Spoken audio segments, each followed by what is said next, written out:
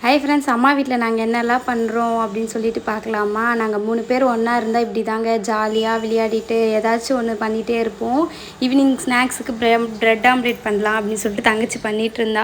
அம்மா பூ கட்டிகிட்டு இருந்தாங்க, நான் பாத்திரம் வாஷ் பண்ணேன். அக்காவும் தங்கச்சியும் நைட்டு ஃபுட்டு ப்ரிப்பேர் பண்ணிட்டாங்க. தம்பி வந்து அவங்க பாப்பா கூட ரொம்ப என்ஜாய் பண்ணிகிட்டு இருந்தான். ஊருக்கு போனாவே அவன் ஜாலியாக இருக்காங்க. அக்கா பாப்பா எல்லாம் இருக்காங்களா, அவங்க கூட ஜாலியாக விளையாடிட்டு இருந்தான். எங்கள் வீட்டில் பாருங்களேன் எவ்வளோ ஸ்நாக்ஸ் இருக்குதுன்னு சொல்லிட்டு. நாங்கள் 3 பேர் போனாவே அப்பா இப்படி தான் நிறைய ஸ்நாக்ஸ்லாம் வாங்கிட்டு வந்து வைப்பாங்க.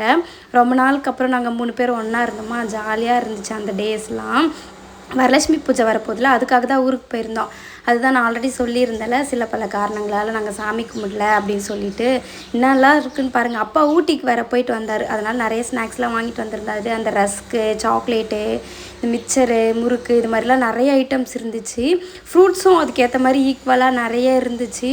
நல்லா சாப்பிட்டு ஜாலியாக என்ஜாய் பண்ணியிருந்தோம். உங்கள் வீட்லேயும் இது போலலாம் உங்கள் டேடி மம்மி வாங்கிட்டு வந்து வைப்பாங்களா அப்படின்னு சொல்லிட்டு மறக்காமல் எனக்கு கமெண்ட் பண்ணுங்கள். ஃப்ரூட்ஸ் பாருங்களேன் எவ்வளோ இருக்குதுன்னு சொல்லிட்டு. ஆனால் நாங்கள் எதுவுமே சாப்பிடல. நாங்கள் போகிறது என்ன ஒரு 2 நாள் தானே, அதனால் அப்படியே ஊருக்கு வந்தாச்சு. தம்பிக்கு கிரேப்ஸ் பிடிக்கும்ட்டு வாங்கிட்டு வந்திருந்தாங்க அம்மா. பனானாவும் அவன் சாப்பிடுவான்னு சொல்லிட்டு. இது மறுநாளுக்குள்ள வீடியோ. மறுநாள் வரலட்சுமி பூஜையில் மார்னிங் பிரேக்ஃபாஸ்ட்டுக்கு பூரியும் சன்னா மசாலும் தான் ரெடி பண்ணியிருந்தோம்.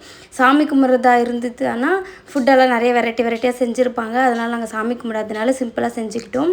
சாமி கும்பிடல, ஆனாலும் அம்மா சும்மா எங்களுக்காக வச்சு மட்டும் கொடுத்தாங்க. வருஷம் வரலட்சுமி பூஜைக்கு சாரீ எடுத்து கொடுப்பாங்க. எனக்கும் அக்காக்கும் வளையல் மஞ்சள் குங்குமம்லாம் கொடுப்பாங்க. அதுபோல் இந்த வருஷம் கொடுத்துட்றேன் அப்படின்னு சொல்லிட்டு சாரீ எடுத்து கொடுத்துருந்தாங்க. அதெல்லாம் நான் வீடியோவில் காட்டினேன்ல. இதுதான் அக்கா பாப்பா இவ்வளோ க்யூட்டாக இருக்காங்க பாருங்களேன். எனக்கு டைம் போகிறதே இவள் மட்டும்தான். இவளுக்காகவே நான் ஊருக்கு போகலாம் அப்படிங்கிற மாதிரி இருந்துச்சு. அப்புறம் 12 மணிக்கு மேலே அம்மா நல்லா இருக்குன்னு சொல்லிட்டு தட்டில் பூ பழம் எல்லாம் வச்சு கொடுத்தாங்க. அம்மா கையில் ஆசீர்வாதம் வாங்கின்னு மஞ்சள் குங்குமம் வச்சு சாரியும் வாங்கியாச்சு.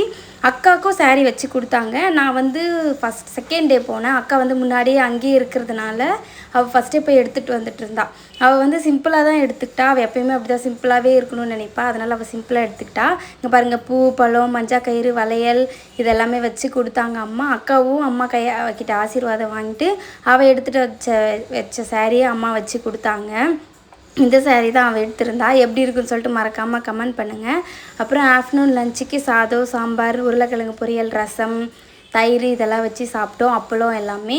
இதே சாமி கும்பிட்றதா இருந்துச்சுன்னா வடை பாயாசம் இதெல்லாம் ரெடி பண்ணியிருப்போம். உங்கள் வீட்டில் நீங்கள் வரலட்சுமி பூஜை கும்பிட்டீங்களா அப்படின்னு சொல்லிட்டு மறக்காமல் கமெண்ட் பண்ணுங்கள். பாய், நெக்ஸ்ட் வீடியோவில் பார்க்கலாம்.